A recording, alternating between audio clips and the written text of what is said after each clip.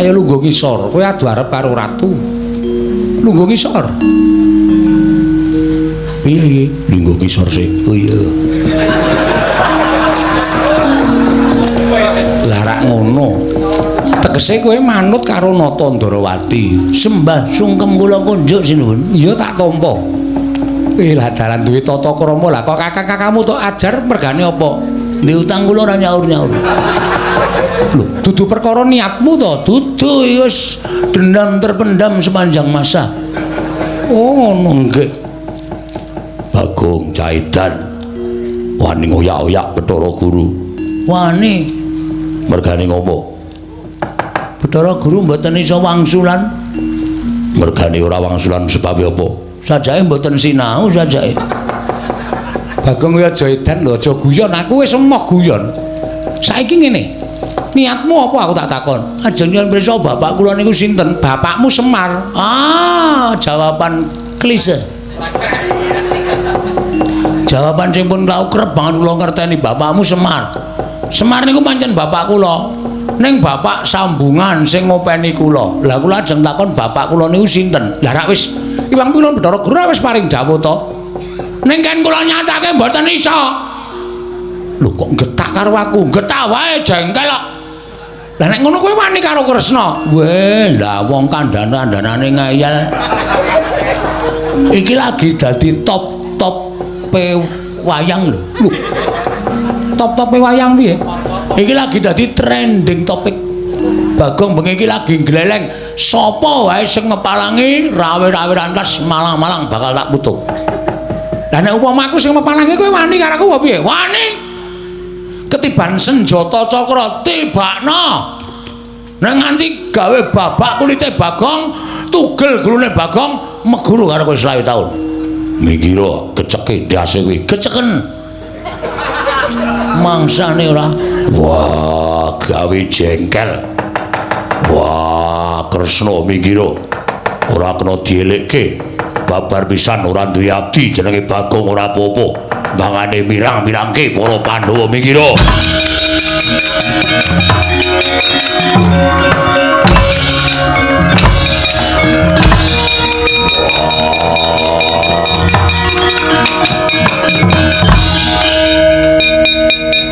Piye? Kesel kowe, ha? Iki ora apa-apa nek minta tendangi, pamere nggo sikil gedhe. Nendangi sak penake dhewe. Tur sampeyan ora bakal iso namake kekuatan teng kula. Tuwa aku mbane sampeyan. Wong enom kok nendangi sirahe wong tuwa. Kuwarat kowe. Wah, Caidan. Dupak ora apa-apa. Wah. Nen ndi Werkudara? Isin aku. Isin dhek nendang sirangane ora apa-apa. Bagong tak kandhani manuta ora. Ulun Bathara Guru kuwi dewaning para dewa. Mboten, Bagong kowe aja ngeyel, mboten. Sampeyan malah kowe ditamani geni ora apa-apa. Blebeke nang segara ora mati. Wah, lha iki. Wah, pun sampeyan teng riku mawon mboten sampe metu. Lho. Kula tak dadi wong ampuh sak lawase, aja engko ndak tok nggo pamer, ndak tok ngumuk. Wis saiki arep ngopo? Kula cobane pethoke Bathara Brahma nganggo geni. Nek kula kena geni mati omongane Ndarantasena ming tekan pangucap mau mboten kababar dadi pakarti. Ya wis jajarane ora percaya. Nggih, tak mar. Ya. Kaya ngapa dirungokke? Heeh. Engko rak saya adem. Ha iya. Tampang iki Bagong ta iki? Lha kok dadi suwaneng kayangan kok ngerti dalane iki piye iki? Kakang Rada punawi nadyan dipun menapakaken menika titah kula. Ha inggih. Kayangan menika mboten pilih-pilih sinten kemawon ingkang badhe sowan nartemtu ulun keparengaken. Inggih. Tumrap katimbalana menapa wigatosipun Bagong sowan menika? Kakang Rada lenggah ingkang langkung prayogi. Inggih ngestaken dawuh. Panakawan Bagong padha raja sak prapta kita Panakawan sowan ning Kayewangan Suralaya. Panakawan Bagong Nonamit pasang Kalimantabe tinebena ing iladune dumawahing tawang tuwang menapa sampeyan ingkang nami Pukulun Bathara Guru? Iya Bagong. Kok cilik? Bagong aja sembrono. Nggih, nggih. Kemarang kula ngaturaken sembah sumungkeming pangabekti kula konjo Pukulun. Iya Bagong ulun tampa pangestu ulun tampanana. Kaya ngene iki to Bathara Guru ki wujude. Malak piye? Kancane tangane loro kok dheke papat dhewe. Nek adus mesti suwe banget kuwi. Lengosoki kelek papat dhewe. Iya Bagong, nggih Pukulun, karo sapa kita? Piyambakan ngerti dalan ing nganjaka ning Kayuwangan. Nggih nadyan keblusuk-blusuk ning kula tanglet-tanglet mergi wonten dalan mergi ingkang nganjak wonten ing Kayangan jebul munggah gunung dhuwur banget. Nganti krekel-krekel niki kula gobyos kabeh mula nyuwun ngapunten nggih Bu kula nek kula mboten ngagem klambi. Ora apa-apa Bagong. Nun nggih matur sembah nuwun. Tah kencang warudayang Pak Pong. Buh bolong kali codhe sapa sing gawe? Bagong Madaraja saprapta kita. Niki sinten niki? Ulun Bathara Antrada. Oh nggih, kula mun tau ngerti. Pukulun Bathara Antrada wilujeng bekti kula kunjung nggih Pukulun. Ya ulun tampa. Pangestu ulun tampanana ya Bagong. Kula pundi nggo jimat paripe. Dayanana ing kasantosan. Iya Bagong, nggih. Bagong Padaraja saprapta kita. Niki sinten niki? Ulun Bathara Indra. Oh nggih. Kancane Dono Kasino dudu. Ulun Bathara Indra. Ngawur iki Dono Kasino iki ra nggon film. Pukulun sok nonton. Iya. Wah, jan. Nggih padha kula ya penggemar. Iya wis malah rekoso aku iki. Jane rasa nyaut omongane Bagong malah tekan dindi. Pukulun Bathara Indra wilujeng bekti kula konjo Pukulun. Iya ulun tampa pangestu ulun tampanana. Kula pundi nggo jimat paripe Bagong Padaraja sapraptamu. Wilujeng piye kabare Kanjeng Rama Pukulun? Rama sapa? Rama Pukulun Sang Hyang Semaya. Semar lho. Iya. Sehat alhamdulillah. Lho sampean kok nyeluk Semar kok Rama Pukulun?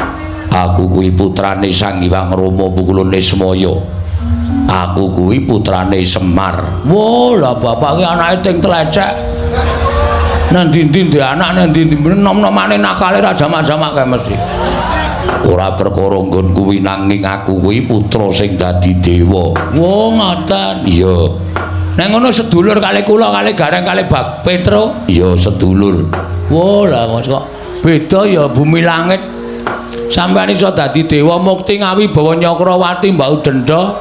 Kula ngetutke Semar ming kere terus ora mundak-mundak. Iya, Bagong pestine dewi-dewi. Nuni nggih. Bekti kula nek nyelok napa?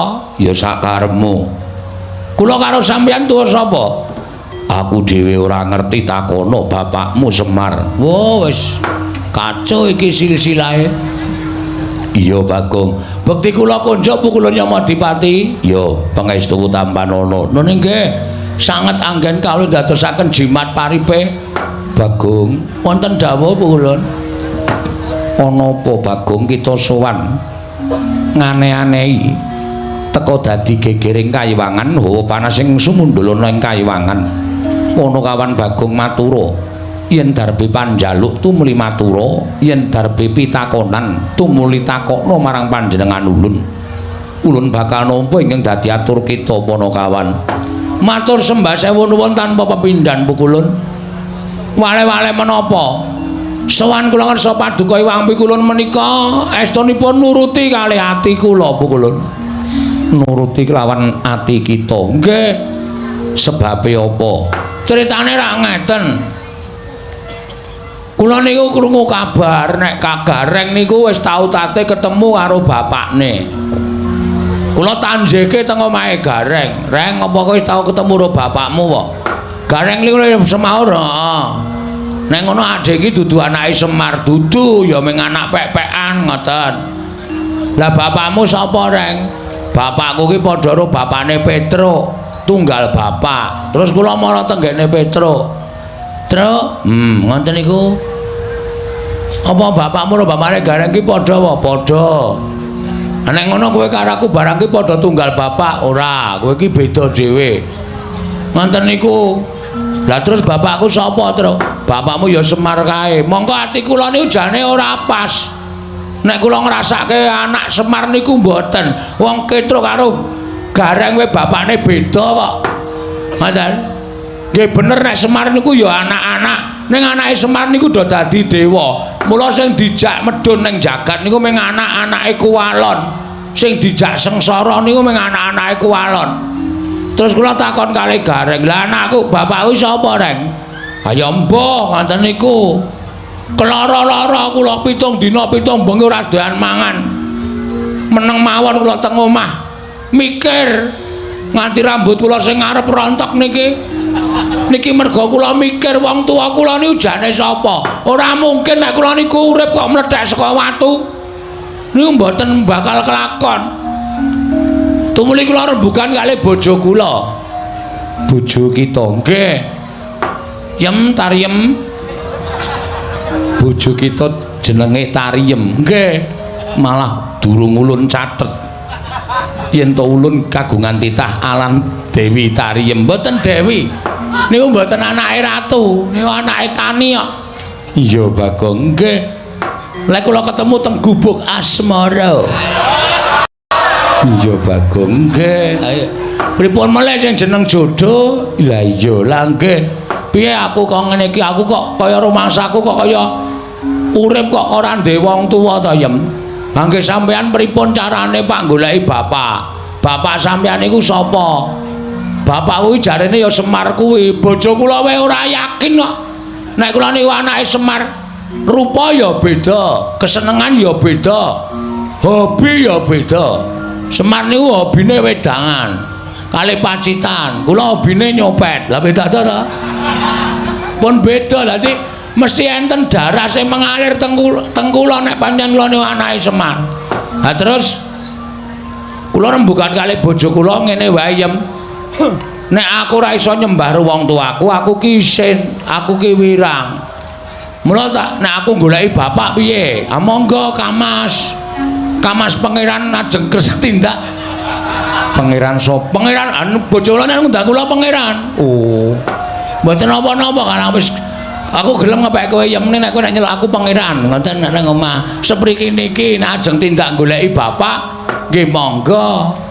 Ning kowe tak tinggal suwe lho ya mboten masalah ngoten. Mengko nek kowe kangen piye ora? Bojo kula niku Semar. Ra nggih tesih kathah tangga teparo to Mas. Anyen bojo kula niku tilas wong nakal. Oh iya. Ning kula slametke saking lubang napa jenenge kenakalan, kula entaske. Dasane iki dadi wong apik ya mung iso golo-golo kumat. Iya iya. Ora apa-apa. Anak kula sing cilik dhewe niku ora mboten padha kali kula to? Iya, iya. Sik Basir, iya, iya. Niku raine mboten padha kali kula, nek mboten napa-napa tak openi jeneng kula niku seneng anu kok nglumpuhke pahala. Iya, iya, Bagong. Sak banjure piye? Ah, terus kula takon. Aku lek arep takon endi ya saya coba bayangno. Semar tak takoni mesti lara ati wong Semar ki bapakku angkat. Upama tak takoni Mar, bapak kuwi asline sapa? Mesti weh, blegegek ugeng niku metu terus mesti. Ugek-ugeke niku wis ora bakal leren. Iya. Mula terus aku arep takon Semar ya. Apa aku tak takon Ndara-ndara Pandhawa? Ampun, wong sampeyan niku umure karo Pandhawa niku tuwa sampeyan. Mboten bakal ngerti. Tak takon Sinuwun Ndarawati apa? Ampun. Nika ya tuwa sampeyan karo Nata Ndarawati. Lah aku terus arep takon endi? Mang minggah teng Kayangan Surabaya. Suralaya, Suralaya. Dalane ngendi Yem? Nek ngendikaning Kyai Sepuh kudu munggah Gunung Himalaya. Kula lakoni mongko dhuwure minta ampun. Pucuke nganti ketutupan mega niku rak saking dhuwure. Kula nggawa tampar. Mendaki kula niki wau. Iya Bagong, nggih. Terus tekan latar sing amba sing panas banget jenenge napa Kulun? Repat kepanasan. Ah. repat kepanasan riku panase ra jamak-jamak. Terus kula ajeng mlebu niku dijegat buta loro.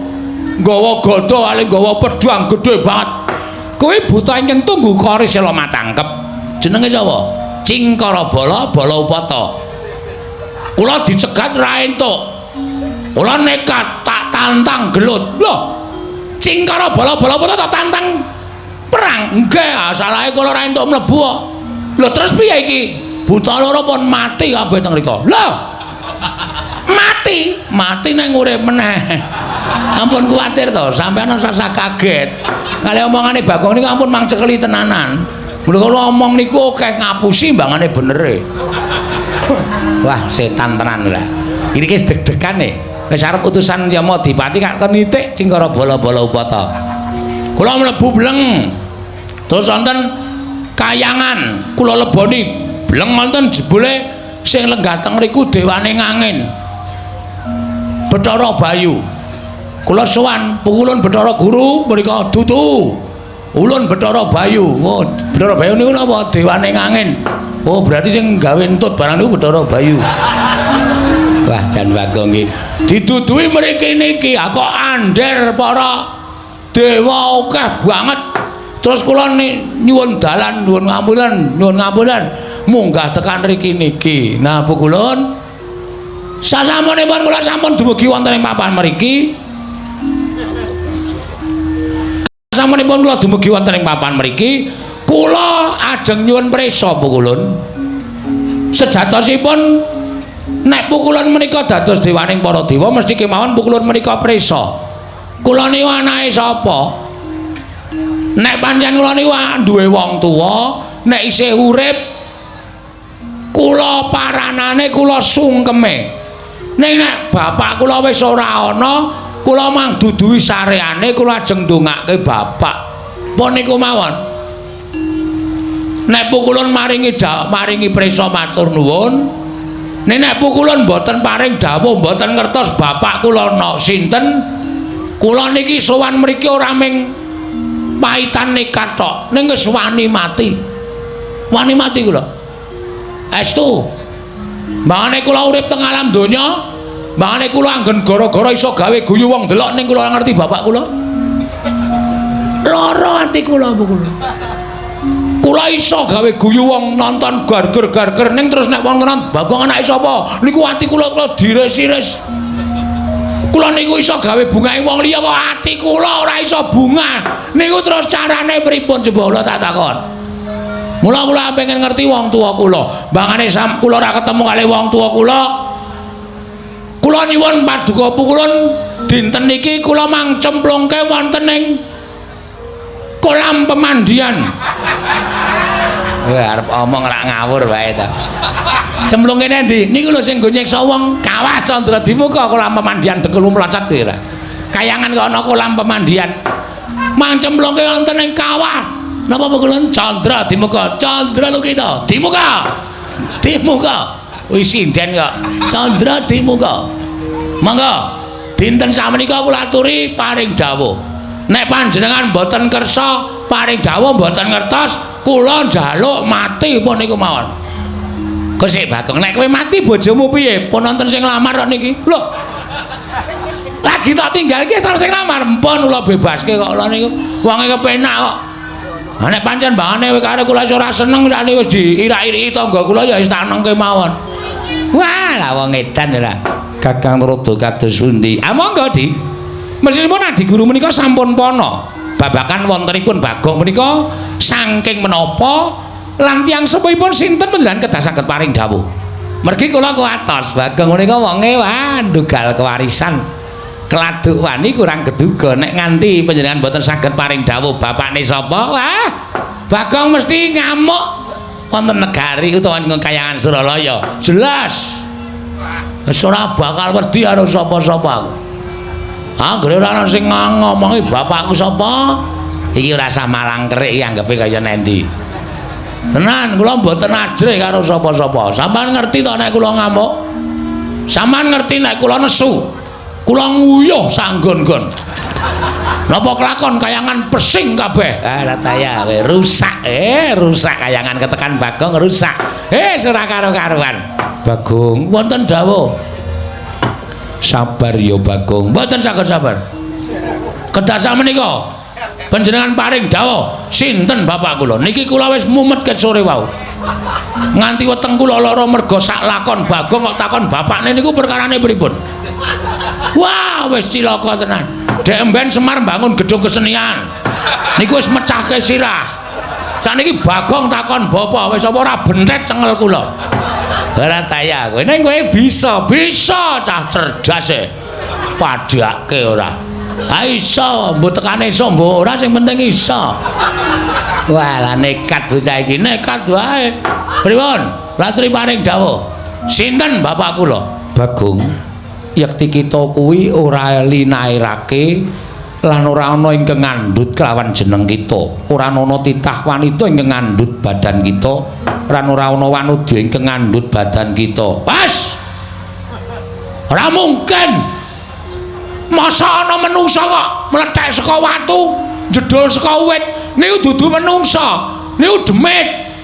Niku setan. Lah Bagong niku menungsa.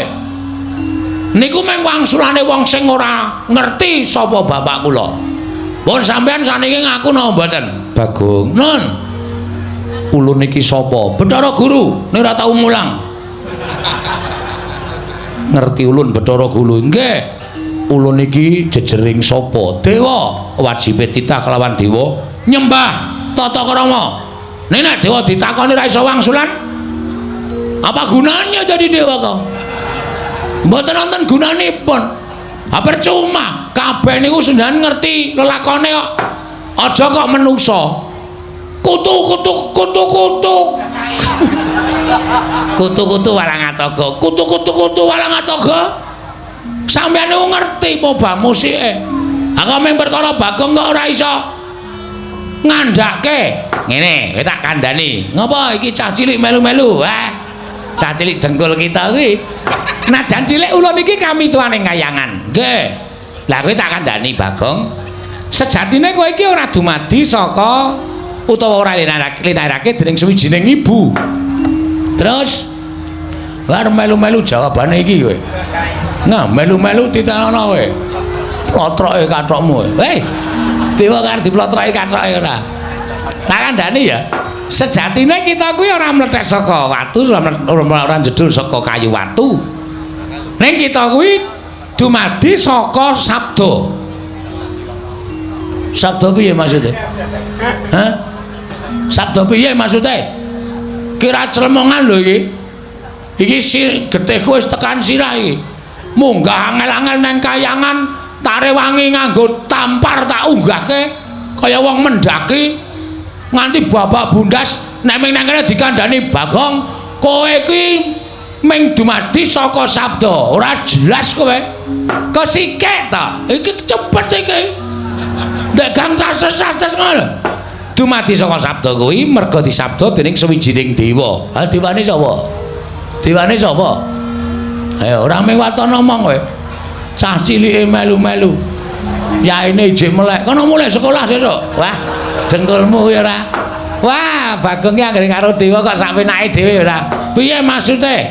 Bagong, "Non, ganti iki meneh." Bola-balik. Ngene, ulun jarwani nggih. Nalika semana Semar tumitah ana ing jagat kuwi sayekti durung duwe ruwang. Terus tumuli sowan kelawan Catugura, ya kuwi Kakang Tejamaya lan Kakang Ismaya sowan ngersane Iwang Pikulun Bathara Tunggal. Tunggale pira? Lho, Bathara Tunggal kuwi wong tuwa ulun, Rama ulun. Oh, bapak sampean? Iya. Sang Hyang Bathara Tunggal nanting kelawan Kakang Catugura yen to pancen kepengin darbe ruwang tumuli nyipta sarana napsuning Kakang Catugura sinipta dadi wujuding Sarawita utawa Bilung ing angka loro nalika si Ismaya nyuwun ruwang ana ing jagat tumuli wayangane ing si Ismaya ya Kakang Ismaya sinabda dadi wujuding pawongan ingkang gecul kumarucul kang aran Bagong mengkono mungguh kang dadi asal mula-mulanira Bagong bayangan iya kula niki iya sing nyipta Kanjeng Rama Pukulun Sang Hyang Bathara Tunggal bayangan ning Semar ki nang ndi-ndi sing ana bayangane nuwun sewu niki nuwun sewu wangsulan sing tenan apa ming gara kula kok kaya ora mantep to ming diparingi kok kaya mustahil ngono lho ing atase bayangan kok di bem salah bem dadi wong ya ora mungkin niku akale ora ketemu nalar niku mboten iso nek kaya ngoten niku wase saniki kula mung kepengin jenenge bapak kula titik nek sampean kersa ngaturake matur nuwun nek mboten napa kudu sarana Bagong nesu teng kayangan ben kula dicempluke teng Kawah Candra Timuka ben kula dipateni teng Kawah Candra Timuka ora ana gunane kula suwita Bapak Semar nek kula ora iso ngrungkepi padane wong tuwa kula ora ana gunane kula niku melu Semar nek kula ora iso ndongake wong tuwa kula ngoten mawon Bu Kulun peniku kula nesu tenan iki niku aja tenang-tenang mawon to niki mugi dados ing kawuningan Bu Kulun Bathara Rada mangsa wangrai kula niku wis abang tenan niki tenan niki kula nek ora entuk jawaban tenan kula nesu tenan nek perlu kayangan kula gawe sungsang bawana bali Bu Kulun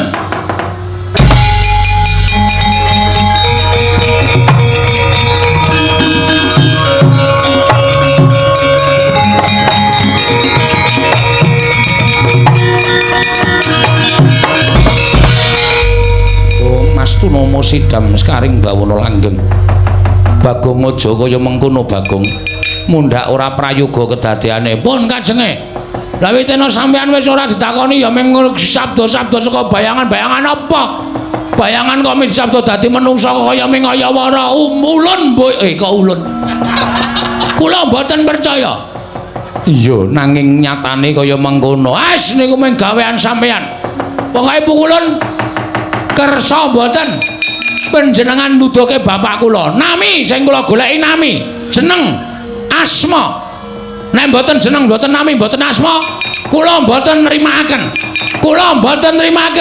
Bathara Indra bocah iki nek ora tak seret ning repat kepanasan gawe geger Bathara Indra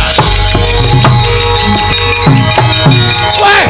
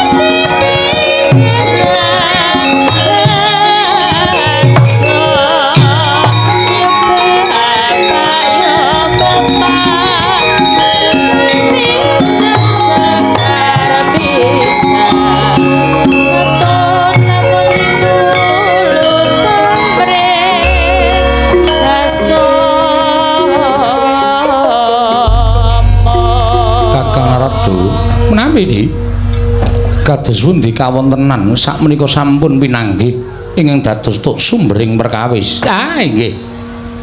Muganipun Bagong anggenipun nggadahi kerentek tuwinang nggadahi pikajengan pinanggih kaliyan tiyang sepuhipun. Lah. Ayo wis dikandhani ora nggugu mongko wis dijarwani sejatine. Kakang rada kasinggihan mekaten. Namun lajeng Bagong menika badhe tumindak ing mboten prayogi tumuli Bathara Indra kula dawuh supados ngedalaken Bagong saling bareng marti kundha. Sampun ngantos dados gara-gara ing mantu wonten ing kayangan. Kakang Rada malah dawuhna para Jawata kinen mangsulaken Bagong wonten papan dunungipun. Sampun ngantos damel kuceming para Jawata. Ha inggih ngestaken dawuh. Yama Dipati wonten timbalan. Bagong dawuhna supaya bali marang papan dununge. Gandeng kula wis paring dawuh sejatine lan tapa ingkang dumadine saka Bagong mau. Inggih ngestaken dawuh. Kaya wis ora ana dawuh maneh.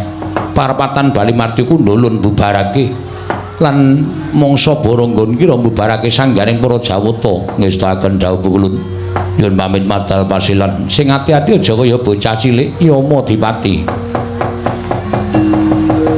purna gati ning paranggilan sanata kondur kedaton jeluk saking dampar kencana kinapit gambaran gading kadharaken sanggaring para Mbanceti manggung ketanggung Joko Maloro ing sami ngampil upataraning keprabon kawis tinggal saking Mandura tindaknya Sri Naranata lamun katinon saking Mandrawa kaya tansah jejengkaran tindaknya Sri Naranata wau ya kawis anggeni maya Wisnu kang pratenda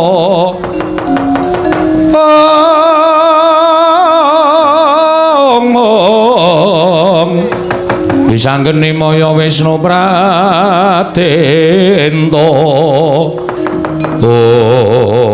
wah aku ora ngerti tanpa taliwona Bathara Indra nyikep karo aku saka mburi saiki aku dipapanke ana ing repat kepanasan ning taun ana windanana aku ora bakal medhun ana ing jagat arep mati garing nang ngene tak lakoni pulo aku mulih ning alam donya nek nganti aku ora weruh karo bapakku percuma ora ana gunane nek dewa ora ngeparengake paring dawuh sapa wong tuaku sejatine wis ben mbok tekan modar mbok men tak lakonane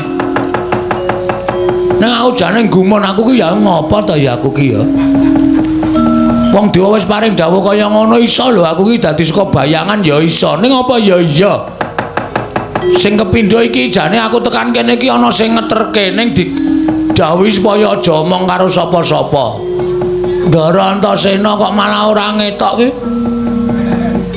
piye maksude iki? Nek nganti aku cilik lara gedhe tekaning pati, terus Ndara Antasena ora muncul. Piye sapa sing arep tanggung jawab? Ndekno mau nang omah gong, nek arep takon ro bapakmu. Takon sapa bapakmu munggah nang kayangan, takon dewa. Carane pripun, Den? Ayo tak unggahke rasa kuwatir. Nganti tak rewangi ngapusi karo dewa-dewa. Kowe munggah mlebu kayangan tak anteni ning repat kepanasan. Bareng aku tekan kene kok sepi mamring ora ana wong ki. Engko gek mulih si Antasena iki. Nek mulih cilaka aku. Mulih ya ora ro dalane, maju ya bakal dikeroyok dewa. Wah, lah wis nasib pancen wis pestiku apa kudu kaya ngene ya lelakonku. Wis lah, terserah. Antasena jedul ya karepmu. Neng simpingan ya karepmu. Ora arep tak gagas, sing penting niatku wis gembleng. Ndara Antasena ngewangi ya matur nuwun ora ya tak lakonane dhewe. Mati urip wis tak entengke kabeh pokoke.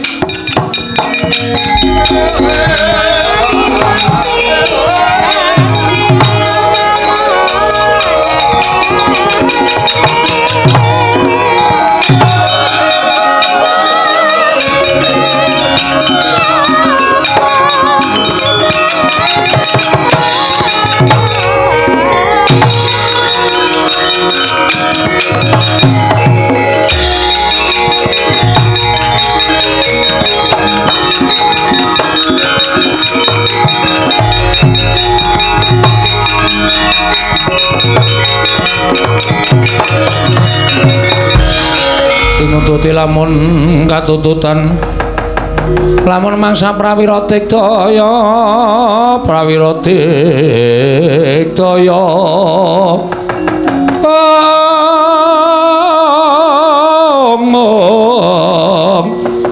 Nanggono magawe gelar ira wang-wang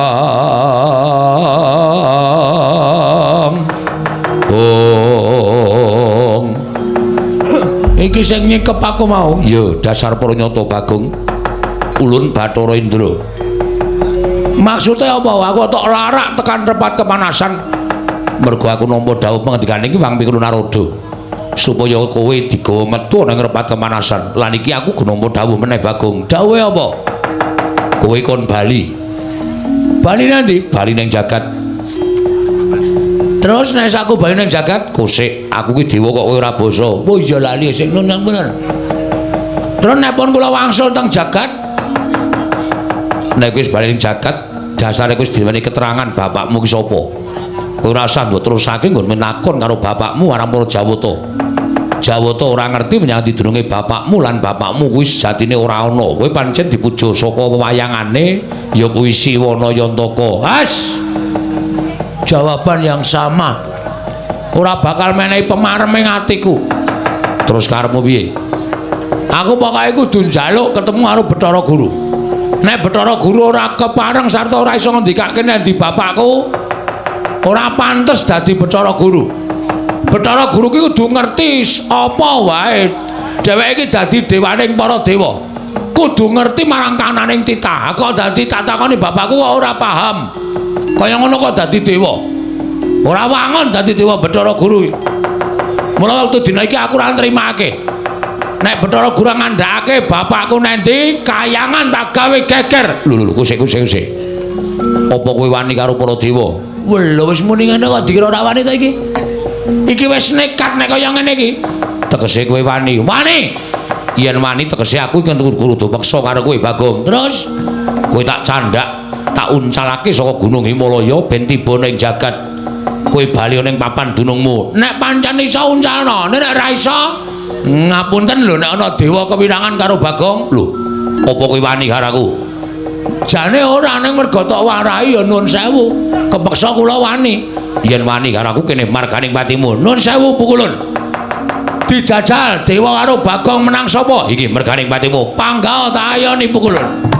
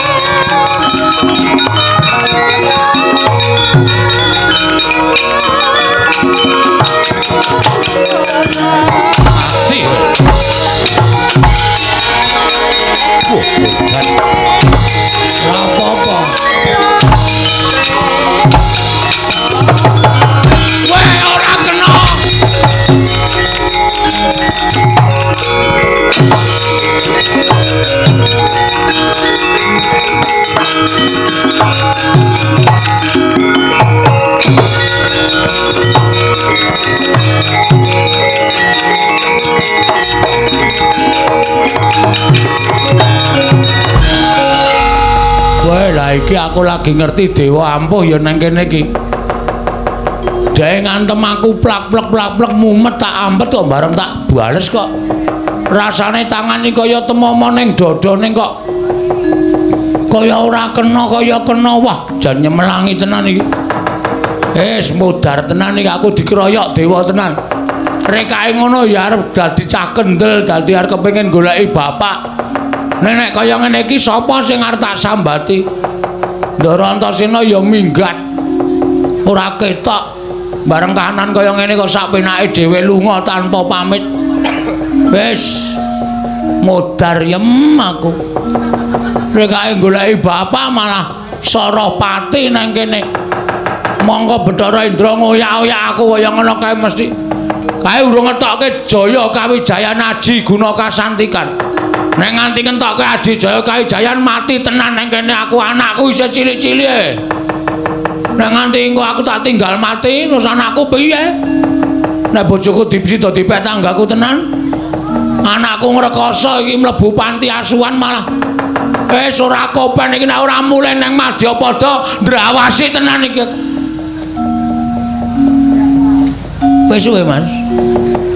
Ya sawetara. Rada mriki? Ya. Ngopo kok bingung? Ngopo bingung? Semene iki nek ndombani ora ngono kuwi. Ngono kuwi piye? Sing ngakon munggane kayangan aku sapa? Aku. Sing ngakon takon dewa tentang bapakku sapa? Aku. Ha kok kowe malah ora ketok? Aku ngiyup saka repat kepanasan. Mergo panase repat kepanasan kuwi pancen gilani. Yen ora kuat mesti bakal tekaning pati. Terus aku ngopo mlayu-mlayu? Diantemi dewa ya aku. Diantemi dewa sapa? Bathara Indra. Ambok diwales diantem. Nek iso tak waleske mau-mau. Ora iso. Tak tonya ora keneng, tak antem ora kena, tak tabok ora kena. Kaya ana tamenge dewa-dewa ki. Kowe iki nek goblok aja dienggo dhewe. Nek goblok takon karo wong pinter. Ada iki tak takon sampean, carane ngantem piye? Carane ngantem ana. Carane piye? Dewa ki keringkiane siji. Keringkiane disembah ping 3. Tur ling ngantem aja nggo dodo munggah ning dodo medun. Dodo medun? Mesti kena. Masa tenan? Aku ora tau ngapusi. Yakin? Yakin. Ku anggere ngapusi titenono wae. Sembah karo diantem nggon weteng medun. Antemen sak banter-bantere mesti kena. Ning nek kowe ngantem kene munggah ora kena wong titah warwan teranyak karo dewa. Nek nganti omonganku iki ngrucut aja dundang Antasena. Wah, undang Panija kowe. Iya. Tenan ditenono, mangkat saiki, mangkat to ning ati ngapusi nuju aku go. Nggih, takon Jawa. Ngono.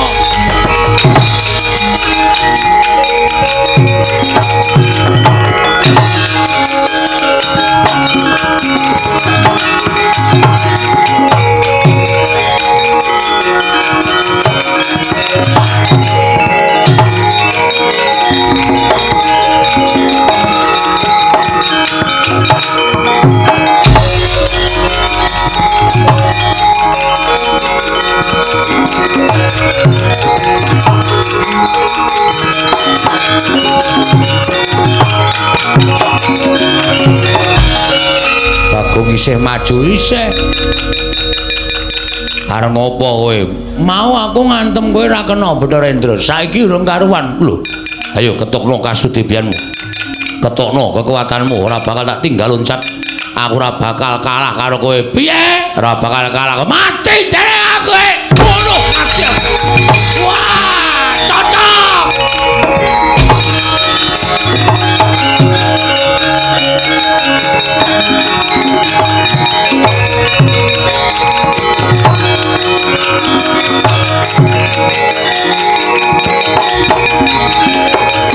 Waduh, mati ya. Yo, sambat kowe. Ayo adu gares.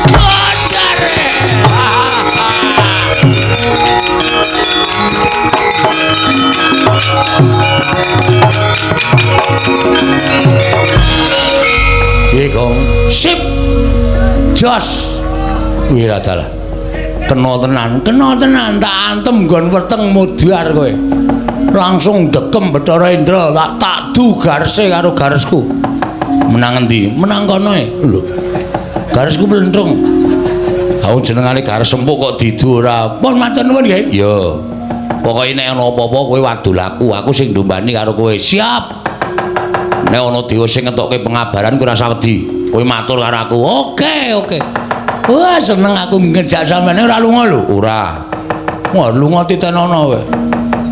Dombane wong kok lunga, maju terus. Pokoke nganti ketemu karo Bathara Guru. Bathara Guru iso ngandhake bapakmu nendi ngamuk. Wong kowe iki wong kok ora ndek bapak iki ora mungkin. Kowe iki titah swantah mesti duwe wong tuwa. Nggih, matur sembah nuwun. Ayo, Amo Suramarta di dewane tunggale kalian yo.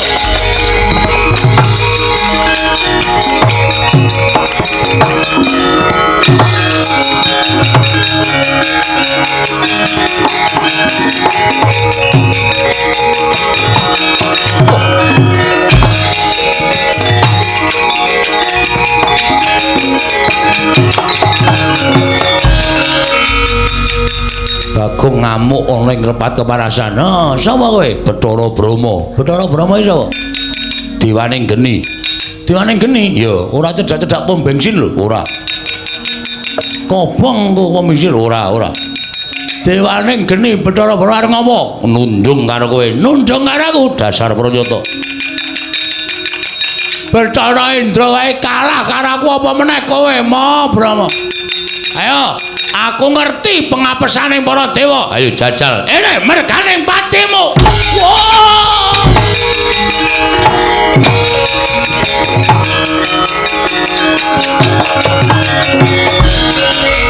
Piye, Gong? Kok ming pisan le iso? Bareng kula ngantem Bathara Brahma ora apa-apa e. Mesti ning sing lali kowe. Sik. Ora e, ana mesti eneng sing lali nyembah urung. Wah iya. Wah lali. Sembah saka kene ora apa-apa bebas. Ping 3 siap. Wis. Saniki ngantem weteng medun. Wah, antem nggon terminal. Ora jebol, ora mules wetengmu aja dundang Bagong. Mangkat kok mati dereng aku e.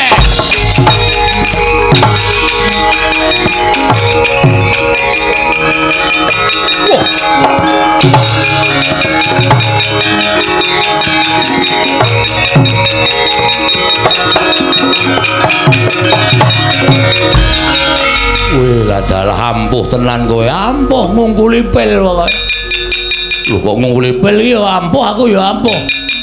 Mati dening aku. Ayo, kowe arep ngejak apa Bathara Brahma?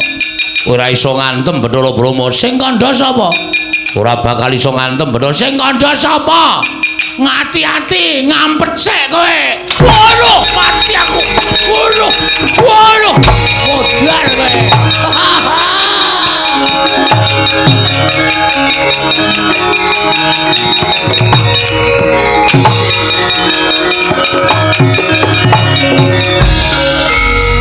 Gulung-gulung Bathara Brahma. Tuantem nggon apa? Nggon kene. Ben sisan kok ya nggon vital sisan.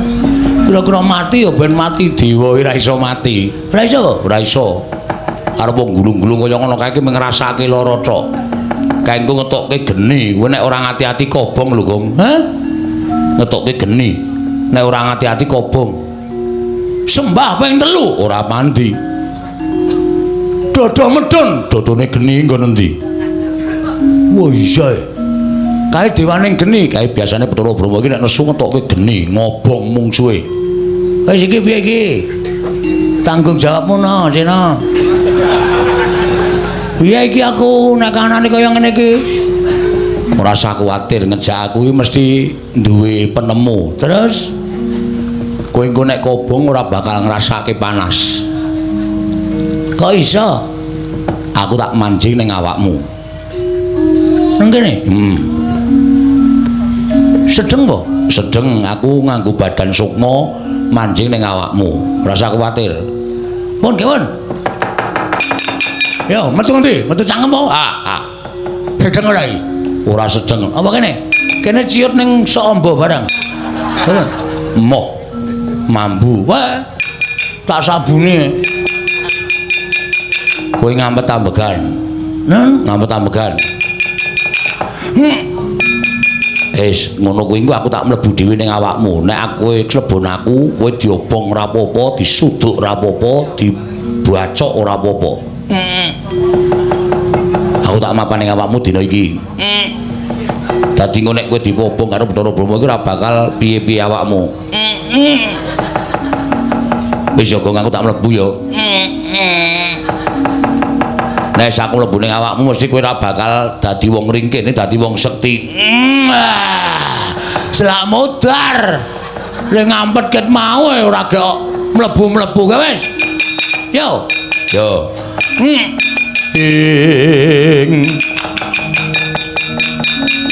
Titiprane manganak anong paricata. Mbak lume mbak lamun mambeng lirumbak ing samudra angra. Gong ngon wis. Sampeyan teng pundi? Aku ning awakmu. Lho. Wedane. Kok ora mbrenjol ya? Ora. Mergo aku alusan. Alusan? Iya. Mergo aku dadi badan alus. Terus kekuatane kowe dadi wong didaya. Kula iso napa mawon? Iso. Kowe ditamani geni ora apa-apa. Blebeke nang segara ora mati. Wah lha iki. Wah, pun sampean teng riku mawon mboten sampe metu lho. Kula tak dadi wong ampuh sak lawase. Aja engko ndak tok nggo pamer, ndak tok ngumuk. Wis saiki arep ngopo? Kula cobane. Pethoke Bathara Brahma nganggo geni. Nek kula kena geni mati omongane Ndarantasena ming tekan pangucap mau mboten kababar dadi pakarti. Ya wis jajarane ora percaya. Nggih, tak maju alon-alon. Ya kono.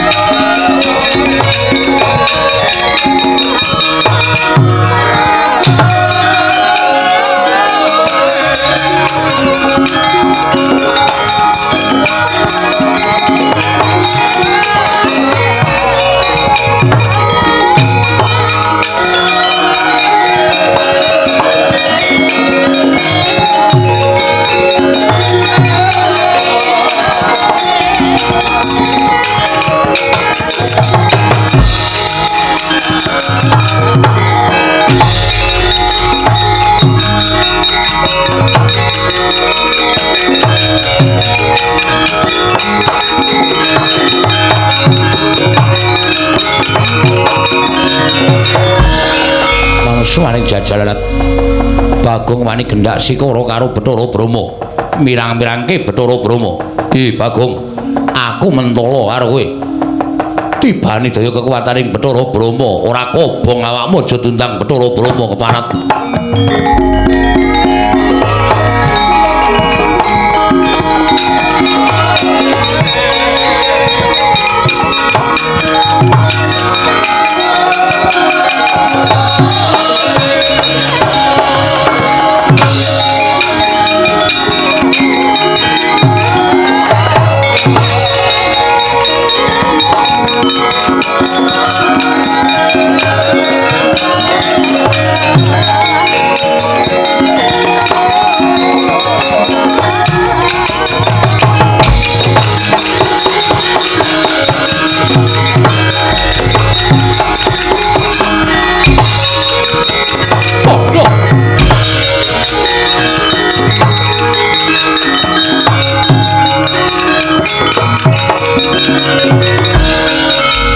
Gleleng tenan.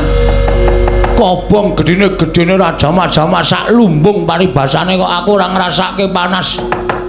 Kok aku ora ngrasake kobong ya. Waduh, waduh. Wah, lah Antasena ngapusi. Ngopo, Gong? Ngopo? Sing ra kobong ming awakku kathokku entek.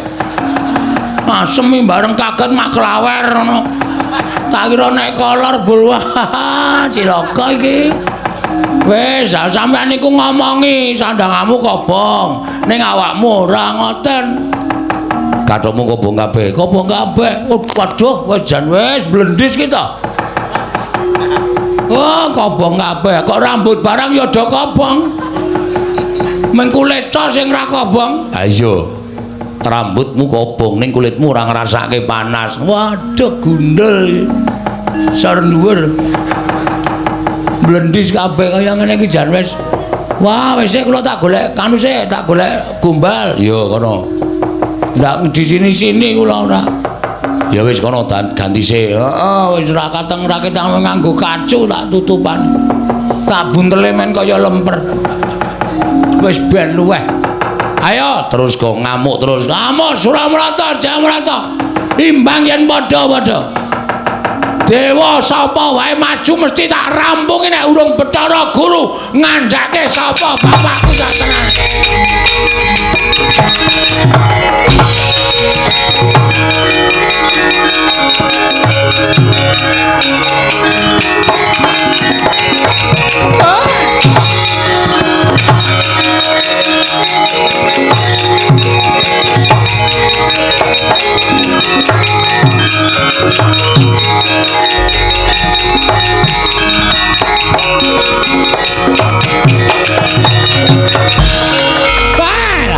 Perkencang waruda yang pak pong.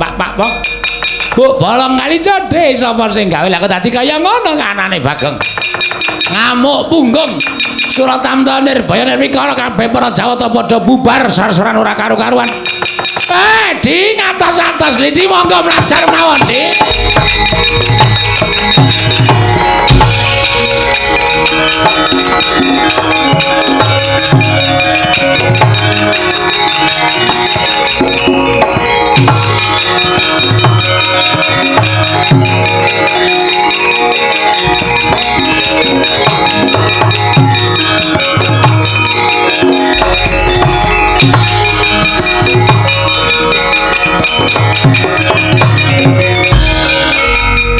Carian putra lamun ngawekasan yekawi sanggeni maya Wisnu Pratenta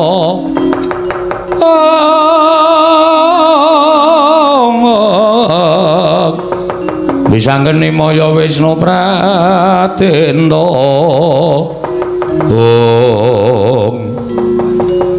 Bathara Guru mlayu Eden hasilmu piye arto oyak terus apa mandeg tekan semene nggone goleki karo bapakmu. Nek cara aku lho, Gong. Nek aku aja nganti mandeg tekan semene nggonmu goleki karo bapakmu ya ditenani. Nek Bathara Guru mlayu ki ateges janjane Bathara Guru ora ngerti bapakmu ki sapa. Lah nggih. Nek tak pikir-pikir niki suwe-suwe kriwikan dadi grojokan geguyon dadi tangisan. Waune kula mung rembugan karo sampeyan ming jagongan. Perkara bapak lah kok dadi sampean tok netangi pepinginaning ati kula supaya takon bapak kula teng pundi monggo jenengan terus ngojo-ojohi kula munggah teng kayangan kula ya manut. Lah iya lah nyatane wis tekan semene Gong ibarate wong nyabrang ana ing kali kuwi maju ya teles mundur ya teles mulane tumrap aku ya maju sisan ning nganti mengko ndara-ndara Pandhawa ngerti wis ora usah wedi ditekati pancen ndoro-ndoromu Pandhawa utawa wong tuaku Pandhawa arep melu-melu katutke sisan. Wah iki ketoke sampeyan ngojo-ojohi ning kaya ming mbombong kula ora mbombong ki tenanan. Sampeyan bantu tak bantu. Aku metu saka awak kula, ya aku tak mlebu.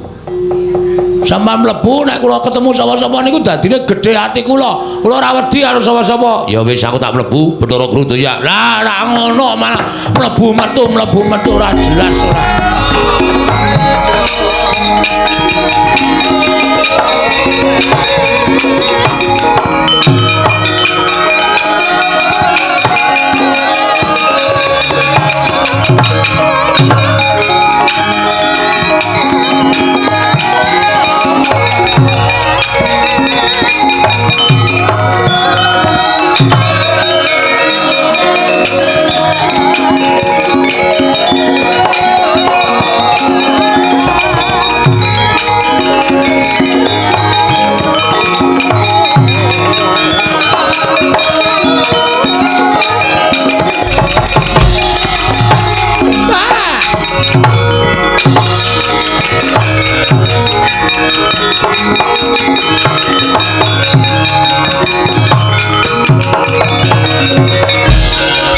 Kadang naroda kados pundi?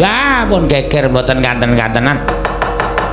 Wujude we Bagong, jenenge we Bagong, wong dugal kewarisan wong sakepenake dhewe. Kula utawi para widodara widodari ingkang samya ngunduraken dhateng pun Bagong boten saged kelampahan. Para dewa-dewa sami katriwandan nungsang puyang numbuk bentus lampahipun. Inggih Kakang Narada lajeng keparingipun kados pundi? Nyatanipun panjenengan sampun boten saged ngaturaken sinten tiyang sepuhipun Bagong. Lajeng keparingipun Kakang Narada menapa kula kedah mlajar saking kayangan. Ah, nek boten mlayu kewirangan lho, Di. Nek boten mlayu panjenengan badhe kewirangan. Lajeng mlajar wonten pundi? Janaloka kemawon. Sowan dhateng sinten? Ah, Bagong menika abdipun para Pandhawa. Pandhawa dilapori nek Bagong kurang ajar mesti kemawon Bagong badhe nampi pidana saking para Pandhawa. Di monggo Kakang.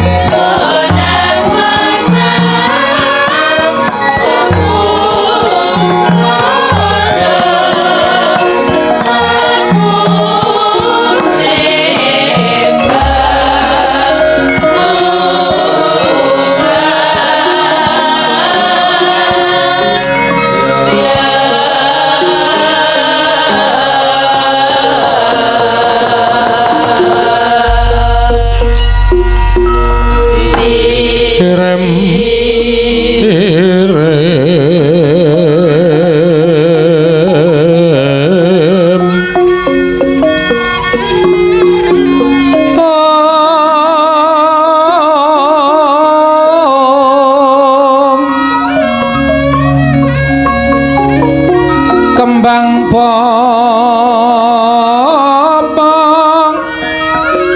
terate bang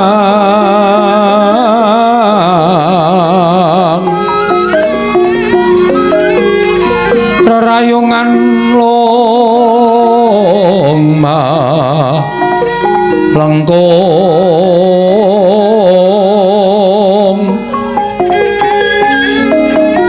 tumalong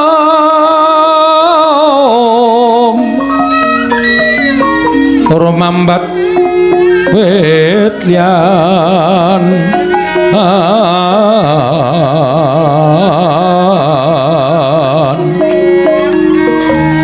wis mukang mawur raras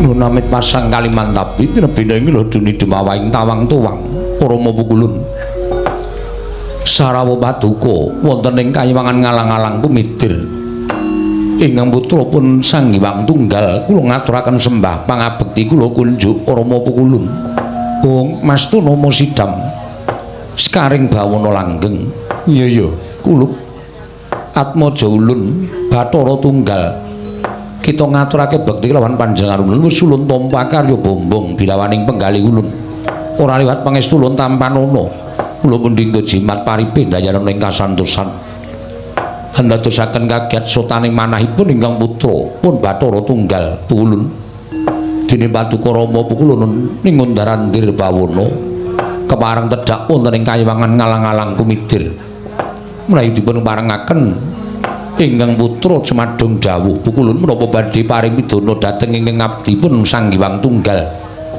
upami Paduka Pukulun badhe paring pidendhan dosa menapa ing kula sandhang kula mboten badhe swala wonten Paduka Pukulun mat tedhakaken dawuh pangandikan lepat kula mapan wonten ing pundi nah mulai Paduka Kanjeng Rama Pukulun badhe paring kanugrahan dhateng ingkang putra pun Sang Hyang Tunggal lajeng lelabetan menapa ingkang sampun kula tindakaken Pukulun Om Mastu Nama Sidam Sekaring Bawana Langgeng Tunggal wonten timbalan yakti jagat horeg krana solah bawane atmajaning Siesmaya ya kuwi Panakawan ingkang aran Bagong ingkang saknyata dina samengko gawe geger Kayiwangan Suralaya satemah Atmaja kita Manikmaya mboya bisa nanggulangi kelawan apa kang dadi pengamuking Bagong krana pamuthaing Panakawan siji iki menapa pamuthaipun Bagong ngantos ngamuk wonten ing Kayiwangan Suralaya Pukulun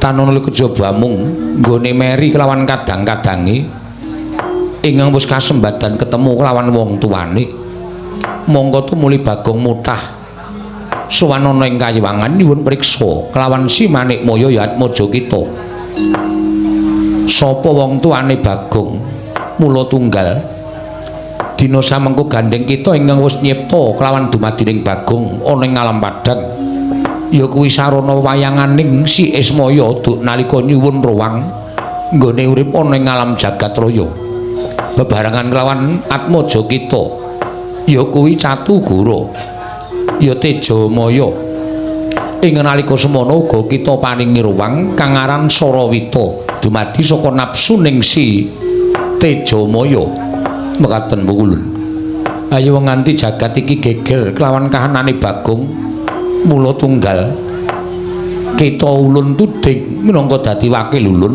mudhuna ing jagat tentremna jagat saisine Bagong tuduhna sapa ta sejatine lan supaya marem pikire yen kimboya kita ingkang paring dawuh sarta mboya kita ingkang nuturi kelawan Bagong ndak kira Bagong ora bakal mendho kamurkane mula kang sangka kuwi gandeng kita ingkang nyipta kelawan Bagong tuturna apa sejatine dumadining Bagong supaya lega atine Panakawan atmajaning Siesmaya mau Sang Hyang Tunggal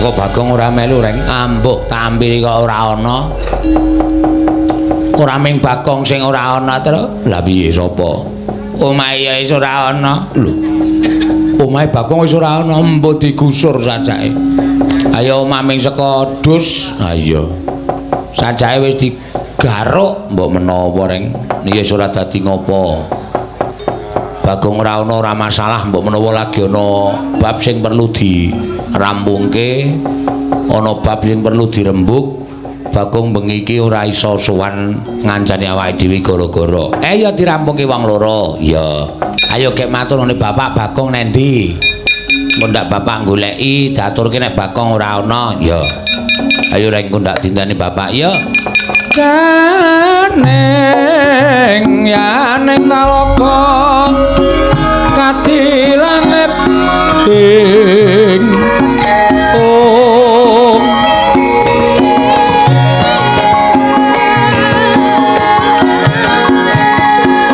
mambang pantepasulan upamaneka lintang toya kusumayana sumawur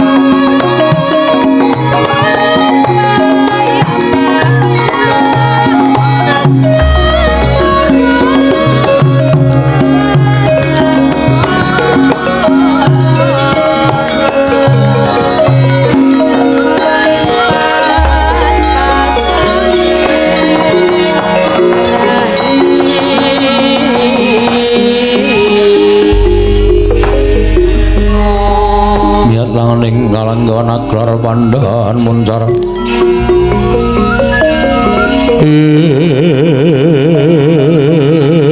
non lir kekonang sureng sorotetan padang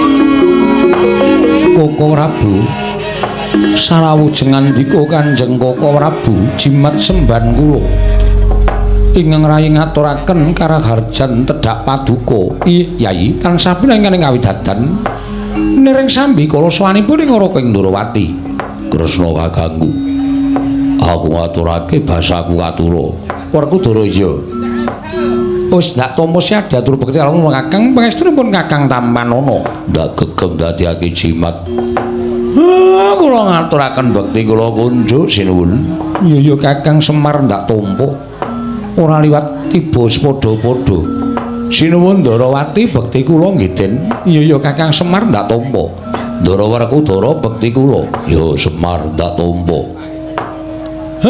sejatosipun sampun ngantos kadangu rumiyin estunipun kula badhe munjuk atur ngersa paduka Gusti kula ingkang sinuwun ana apa kakang Semar teka kaya ana bab ingkang wigati nedya mbok aturake kelawan panjenenganing ingsun sampun ngantos dipun dangu Panakawan kok dinten sakmangke godhang panji kula nampi pelaporanipun anak kula Gareng kalih Petruk anak kula Bagong wis sawetawis wekdal menika ninggal griya mongko mboten dipun mangertosi wonten pundi papan dunungipun kula pun takon-takon karo tangga teparo kiwa tengene Bagong mboten wonten ingkang sami mangertosi lan mboten wonten ingkang sami nyumurupi wonten pundi lenggahipun anak kula Bagong mengkono Kakang Semar nggih mila Den kula wis pasrah bongkokan menawi tetelo anak kula Bagong menika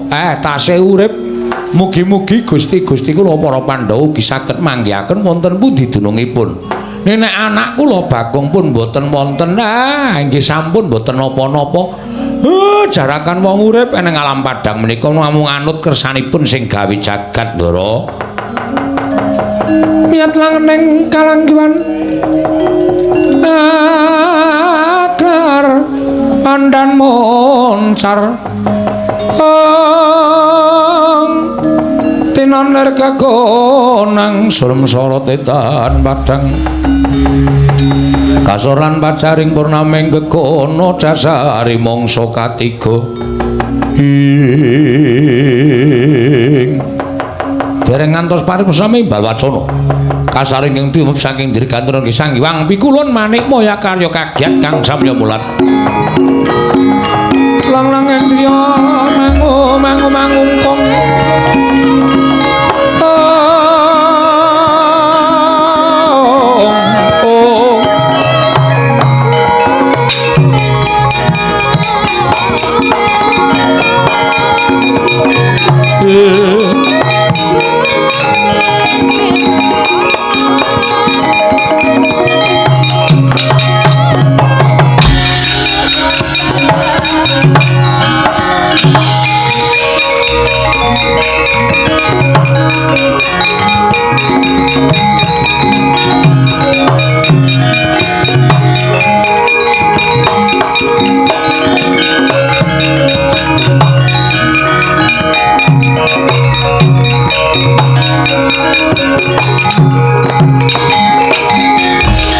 bumi goncang kancing langit kelap-kelap katon lir kincanging risang mawe gandrung sabaran kadulu wukir moyak mayik saking tias baliwur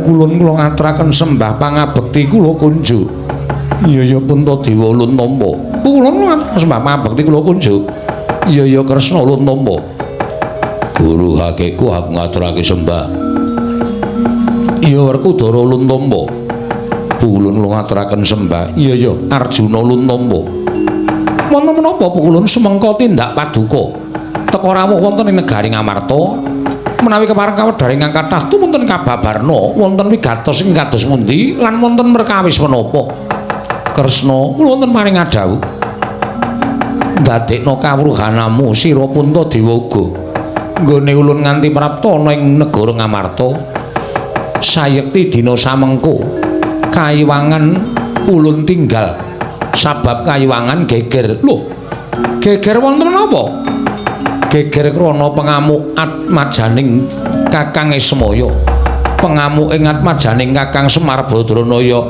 Guru piye? Kowe iki ngomong apa? Inggih Bagong ngamu wonten ing Kayewangan karena Bagong mutah ngupadi tiyang sepuhipun Kakang Semar. Lah menungso ra tatanan minggat saka omah kok malah gawe geger ora. Nolok bareng yo. Kancai, Tru.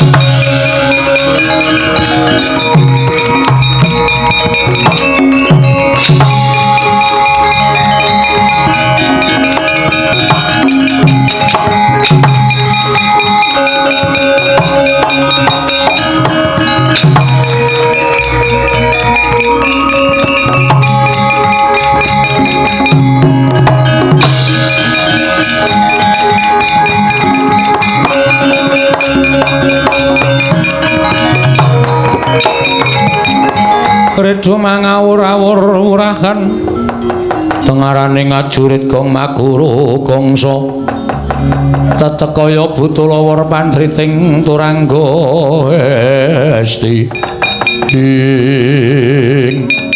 ngandel ora pukulun Bathara Guru mudhun ana ing jagat laporan karo Pandhawa. Gus, apa niki laporane Pandhawa tenane? Ora sawedi aku wis ning awakmu ngene iki kowe iki dikapak-kapake ora bakal iso tekaning pati. Kowe dipiloro ora bakal ngrasake loro.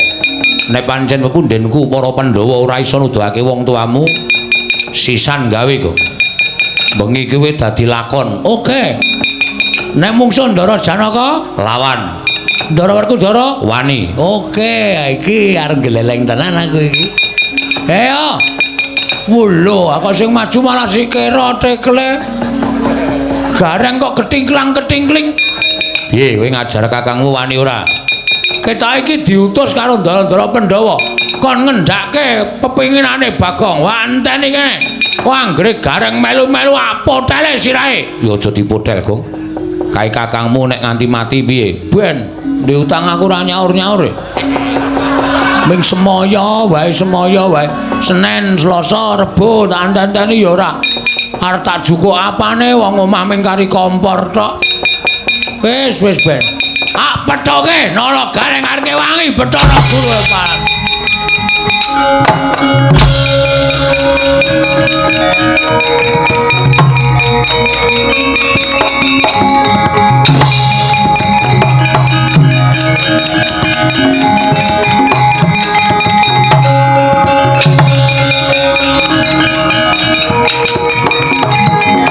Bumi kunjang ganjing langit kelap-lapaton lir kincanging risang mawe gandrung Gong.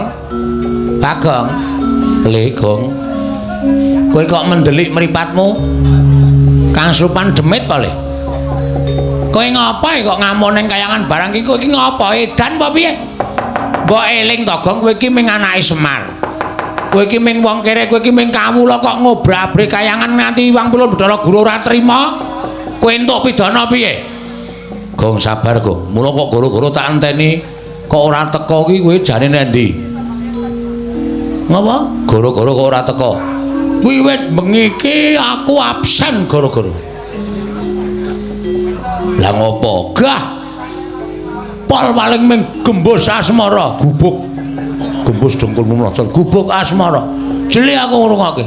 Bengi iki aku lagi ora arep gara-gara truk lan dadi sumurmu. Aku ngene iki pancen wis tak niati. Kowe tau ta reng tak takoni bapakmu sapa? Kowe tau muni ketemu bapakmu? Tau ta? Tau. Karo Petruk ketemu bapak. Zaman aku goleki bapak karo Petruk ya, Truk. Heeh. Bapakmu sapa? Begawan Salontara, ya Gandarwa Maya, ya Gandarwa Raja Bali. Manggone nang ndi? Saiki wis ora ning jagat wong kuwi mbiyen jim. Terus saiki wis dadi dewaning para dewa utawa dadi jangkeping para dewa. Kuwi kowe wis ketemu karo bapakmu Petruk ya padha to? Padha. Aku ro gareng iki Kakang Adi. Nek jane tuwa aku ning ketemune Semar dhisik gareng mula dituwake gareng bangane Petruk. Terus saiki anak telu Semar iki kok sing loro ketemu karo bapakne kok aku ora. Adil ora ngono kowe. Lho, Lah ya golek ana bapakmu iki dalam rangka. Iki aku dalam rangka goleki babe. Babe hutan. Babe hutan cukulmu melocot ya ora. Ngono? Mula ora usah ngalang-alangi. Pukulan Bathara Guru mlayu-mlayu lho Gong, ben sehat. Ora mung tetengok wae. Pancen sengaja tak oyak. Bathara Guru pancen tak oyak. Sebabe apa kok tak oyak? Dheweke tak takoni, bapakku sapa? Malah cerita, aku ki gawe dandane saka ayang-ayang. Apa kowe? Angsulan apa? Ora maton, ora ketemu ngakal. Aku gelem nampa wangsulan, nek aku ki saka ayang-ayangane Semar. Ning sing ngandhake kudu dewa sing nyiptake aku. Nek ora aku ora trima. Bathara Guru ki dewaning para dewa iki, Gong. As, kowe ki rasa melu-melu, kowe lunga ora? Ora lunga jotosi kowe, Gong. Gong ora edan kowe. Aku kakangmu lho, kakang-kakang apa? Kowe ngewangi Bathara Guru kakang, Petra lunga ora kowe, Gong. Eling, Gong. Aku ora edan. Eling kok, aku ora edan. Kowe nek wani ngantemi aku apa kira-kira kowe iso ngalahke karo aku? Oh, mbok aja kok kowe nek krubuten sak bojomu. Anakmu sing 12 kae kon ngrubut aku kabeh. Aku ora wedi karo kowe. Ning kowe iki adhiku, kowe aja lunga ora. Ora gawe mumet sirahku lho. Iki aku wis buyar tenan iki, aku ora ngombe minuman wis mumet dasku. Lunga ora? Aku sing mambengi karo kowe lho. Aku sing menggak karo karepmu. Piye? Aku sing menggak karo karepmu. Piye? Aku sing menggak karepmu. Wah, lumut jajane kowe. Wah. Ben. Sisan gawe, ayo.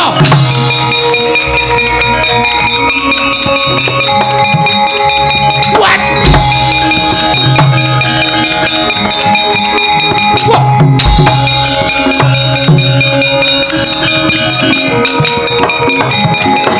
Antemane Bagong kok antep nemen ya, Tru? Heeh. Aku iso kuntal pirang-pirang meter. Sajae bocah iki ora kaya ora sebaine reng. Iya. Oh, matur bapak wae. Bocah nek karo bapak mesti gila. Pak, iki nek ora kowe ora rampung-rampung, Pak.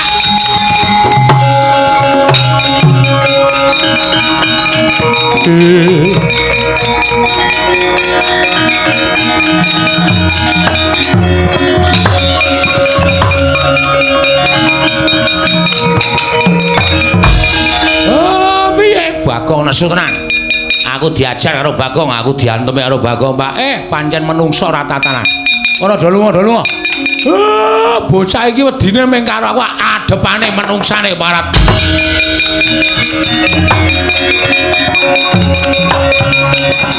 Wujus. Hot.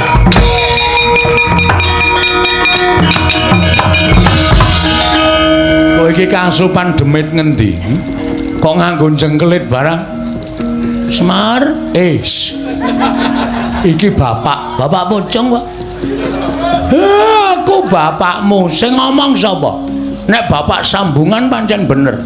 Kowe mung aku, kowe sebagai bapakku. Aku nampa, Pak. Nah, tak takon karo kowe, kowe mbiyen ngadopsi aku saka ngendi? Kowe mbiyen, ayo Semar. Bloko. Ora jujur rak saduk wetengmu. Iki bapak wis ngerti. Ning iki bengi iki aku lagi moh manut karo sapa-sapa. Kejaba manut karo atiku dhewe. Aku pengen nyungkemi bapakku. Aku pengen nyembah karo bapakku. Nyembah kene. Ayo iki bapakmu. Kowe kok wong tuwa kok goblok banget. Aku wis ngomong nek kowe iki bapak sambungan. Tegese ora bapakku asli. Lah kok kowe dadak ngamuk ning kayangan sakarepku. Aku arep ngamuk ning kayangan, arep ngamuk ning pasar kuwi hakku. Ora usah melu-melu perkara iki. Bathara Guru mlayu. Ya men. Lapor ning Amarta to? Terus kowe arep ngewangi Bathara Guru to? Kaya adikku. Aku tak takon karo kowe, Pak. Bapakku sapa? Mana ae. Bapakku sapa? Nek kowe iso mblakake aku lerem nesu. Nek kowe ora iso mblakake, iki aku wis nggawa drei, Pak. Argo ngopo? Coblos wetengmu bles kimpes modar kowe. Muni ya. Bagong, kok kowe ora wedi karo aku kok mripatmu menteleng. Aku ki sing ngopeni karo kowe, nang dudu bapakku asli. Ora muni tenan. Ora muni tenan. Pejet muni edan tenan bocah iki.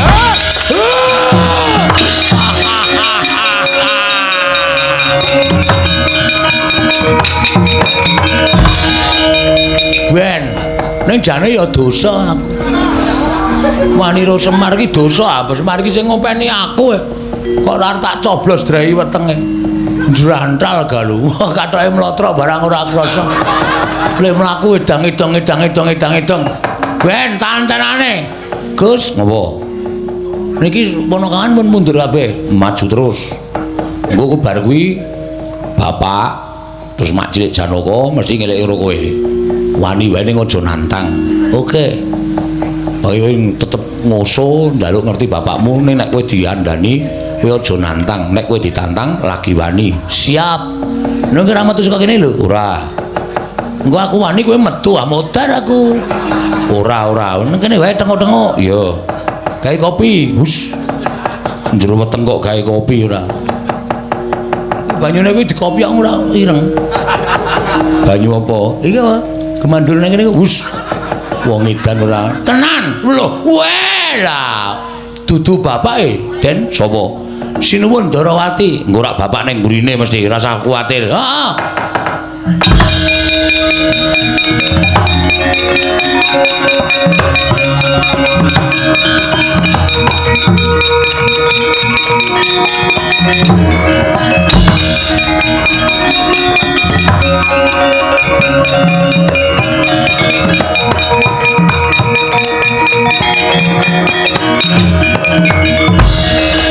Lah kok mula kok nglelengi ra jamak-jamak. Dijotos Werkudara we ora kedhep kok piye? Edan. Kencingan apa menungso iki?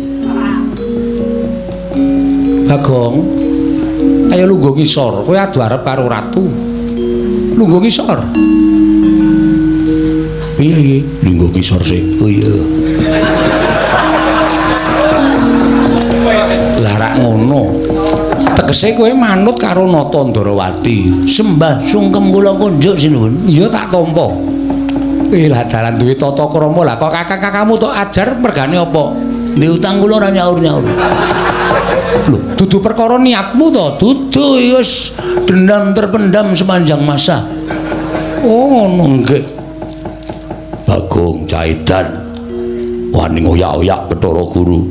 Wani mergane ngopo? Bathara Guru mboten iso wangsulan.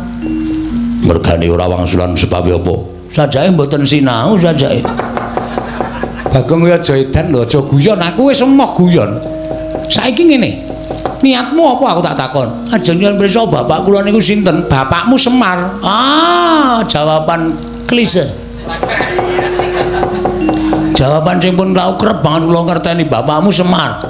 Semar niku pancen bapak kula. Ning bapak sambungan sing ngopeni kula. Lah kula ajeng takon bapak kula niku sinten? Lah rak wis Iwang Pila Bathara Guru wis paring dawuh to. Ning kan kula nyatake mboten iso. Lho kok getak karo aku? Getak wae jengkel kok. Lah nek ngono kowe wani karo Kresna. Weh, lah wong kandhane-andhanane ngeyel. Iki lagi dadi top wayang lho. Lho. Top wayang piye? Iki lagi dadi trending topik. Bagong bengi iki lagi gleleng. Sapa wae sing mepalangi rawe-rawe rantas malang-malang bakal tak putuk.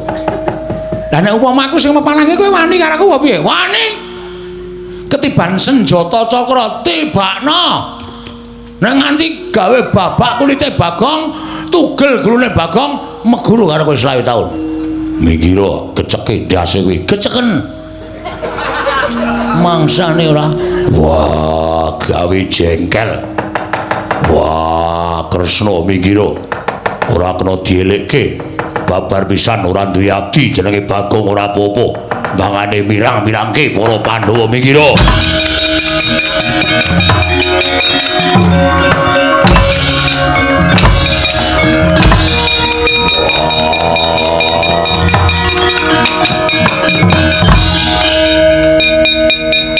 Piye? Kesel kowe, ha? Iki ora apa-apa nek minta tendangi, pamere nggo sikil gedhe. Nendangi sak penake dhewe. tur sampeyan ora bakal iso namake kekuatan teng kula. Tuwa aku mbane sampeyan. Wong enom kok ndangi sirahe wong tuwa. Kuwarat kowe. Wah, caidat. Dupak ora apa-apa. Wah. Nendi Werkudara? Isin aku. Isin jae nendang sirakane ra apa-apa. Bagong tak kandhani manuta ora. Ulun Bathara Guru kuwi dewaning para dewa. Mboten, Bagong kowe aja ngeyel, mboten. Sampeyan malah rumangsa kula ngerunden wektu e. Dalu ora soene. Bathara Guru mangkeke kula apa ora? Ora mangkeke tak gulung sampeyan bela dalam bebayani Janaka.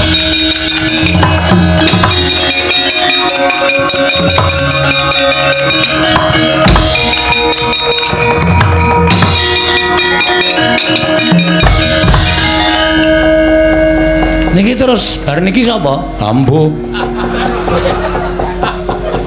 Kok takon aku terus kaya sampean sik gawe skenarione ora.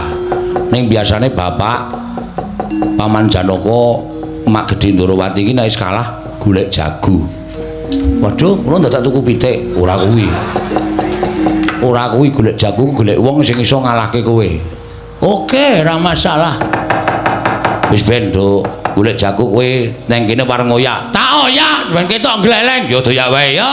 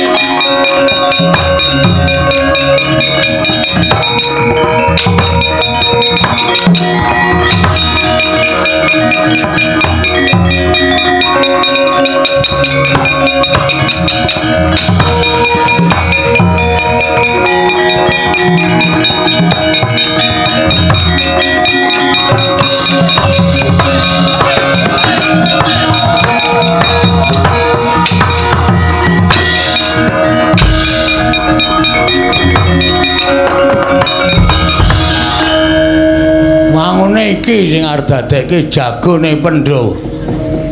Ketara sinuwun Ndarawati ndodhok. Ndara Janaka ndodhok.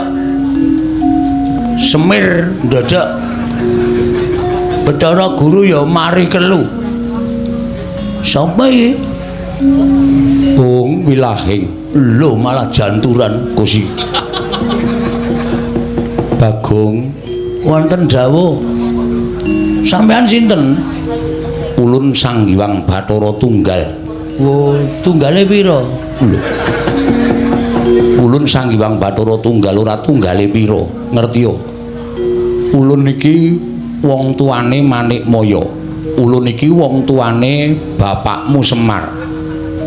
Mula ulun iki kepernah eyangmu dhewe. Alah, kakek. Iya Bagong. Nggih kakek, iki entuk keterangan aku iki. Genah cetha mbahku iki. Mesti ngerti ro bapakku, mbok yakin sumpah. Nggih ulun nggih. Iya. Ulun bakal crita lawan kita.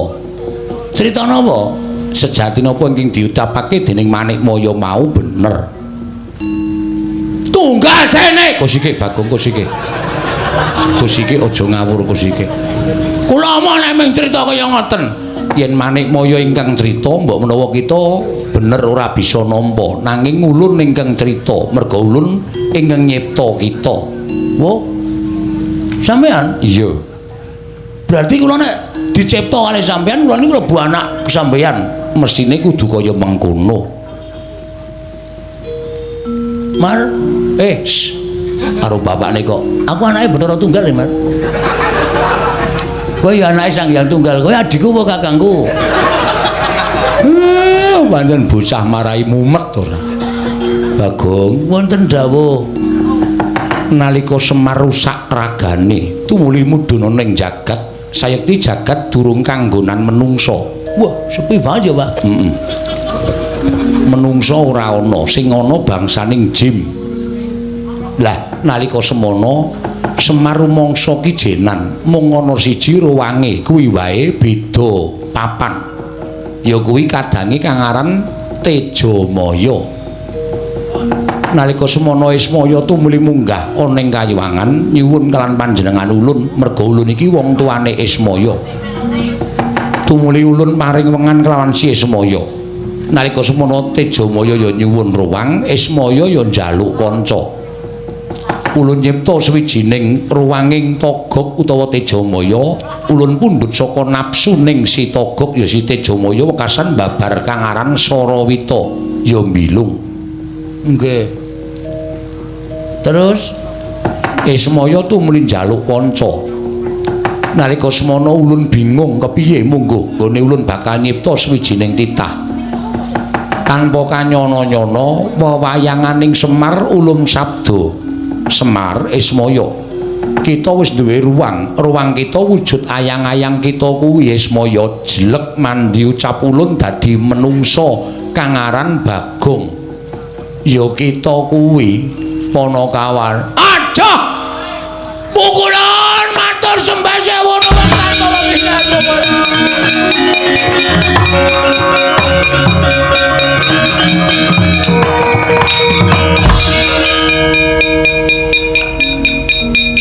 matur sembah sewu nuwun Rama. Lho kok Rama? Eyang Rama. Kok Eyang Rama? Panjenengan simbah kula ugi tiyang sepuh kula. Aja, tetep kita dadi anake Semar. Tetep dadi anake Semar merga kodrat kudu mengkono lelakone. Mekaten Bu Kulon. Iya. Wis aja ngamuk ya. Nggih. Nek diparingi sekul kula mboten ngamuk Bu Kulon. Cedhis tenan. Ame ngelih kok nganti ngamuk tekan ndi-ndi. Matur sembah nuwun Rama Pukulun Sang Hyang Tunggal. Iya. Wis ngono kita wis paham. Wah, dewa kok muni paham. Kita wis ngerti. Sampun Pukulun, sampun. Eyang Pukulun ngaturaken panuwun ingkang tanpa pepindhan. Iya. Yen pancen kaya mengkono ndakno kamurkan kita, ulun kundur makayangan. Kita kuwi ora kedadian saka sapa-sapa, nanging pancen ulun ingkang manabdo. Wekasan babar wujud titah ingkang srogal-srogol ndugal kewarisan kang aran Bagong. Matur sembah nuwun. Kula sampun trima Pukulun.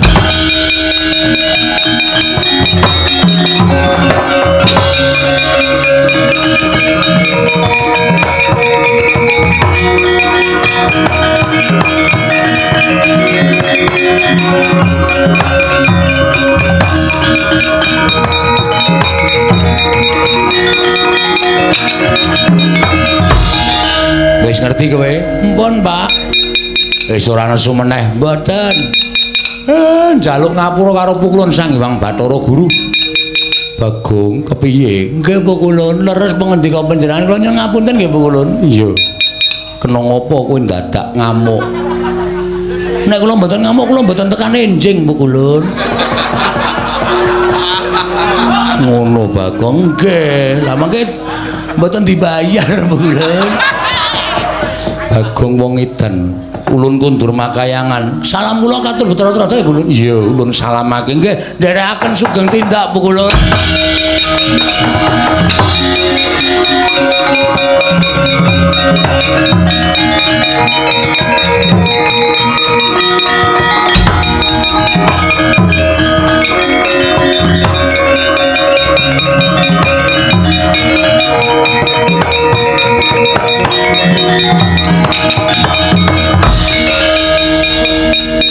Sing manjing ning awakmu iki kon metu. Non, Sing manjing ning awakmu iki kon metu. Gus, Ngopo? kan medal Sing akon, Sinuwun Ndarawati. wah aku mesti didukani, Gong. Ampun kuwatir mengko tak tandangane. Lho. Kaya ampu-ampu wae wong kaya ampuh kenggonan aku kok tak tandangane ora. Pun medal pokoke Antasena. Piye, Pak De? Metu wae. Iya.